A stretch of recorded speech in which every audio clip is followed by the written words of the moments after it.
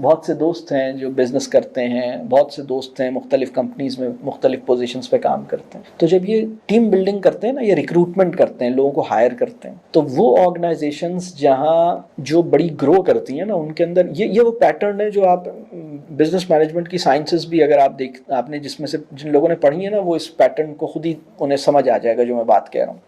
تو اس میں ایک اسٹڈی یا ایک پیٹرن یا ایک آبزرویشن نظر آتی ہے. وہ یہ آتی ہے کہ بعض کمپنیز میں نا جو باس ہے نا یا جو مینیجر ہے، وہ جب ٹیم سلیکٹ کرتا ہے نا تو اپنے ذہن سے یہ بات نکال دیتا ہے کہ اگر یہ مجھے پسند نہیں آئے یا اگر یہ ٹھیک سے نہیں چلے نا تو میں انہیں فارغ کر دوں گا. وہ یہ نکال کے نا پھر ان کو لے کے چلتا ہے، اور وہ ان کو اس طرح پہلے انڈرسٹینڈ کرتا ہے جیسے وہ ہیں، اور پھر ان کی وہ مدد کرتا ہے کہ وہ مجھے انڈرسٹینڈ کریں جیسے میں ہوں، اور پھر زبردست گاڑی چلتی ہے اور وہ لانگ ٹرم ایسوسیشن ہوتی ہے اور بڑا ایکسل کرتے ہیں.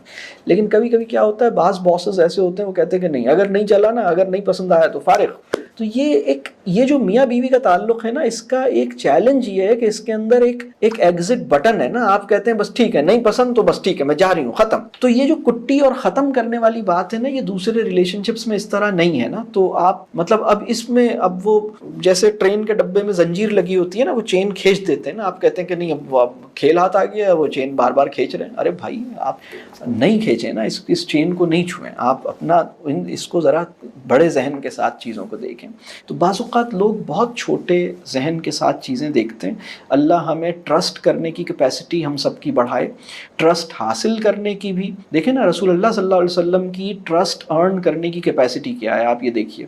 یعنی رسول اللہ صلی اللہ علیہ وسلم کا دشمن جو ہے وہ رسول اللہ صلی اللہ علیہ وسلم کے پاس اپنی امانت رکھوا رہا ہے. کبھی آپ سوچیں، ابو لہب کے پاس اپنی امانتوں کو غیر محفوظ سمجھتا ہے، اور رسول اللہ صلی اللہ علیہ وسلم جس کی شرارتوں اور جس کی کہہ لیجئے ظلم کی وجہ سے ہجرت پہ مجبور ہوئے ہیں نا، کہ مطلب تم اتنا انہوں نے ستایا، لیکن وہ اپنی امانتیں رسول اللہ صلی اللہ علیہ وسلم کے پاس سیف کنسیڈر کر رہا ہے. آپ کبھی سوچیں کہ کیا کریڈیبلٹی، مورل کریڈیبلٹی کیسی ہے، ٹرسٹ کیسا اس نے گین کیا ہے کہ رسول اللہ صلی اللہ علیہ وسلم کا مخالف اپنے سردار کے پاس امانت نہیں رکھواتا، رسول اللہ صلی اللہ علیہ وسلم کے پاس امانت رکھواتا ہے اور اسے محفوظ تصور کرتا ہے.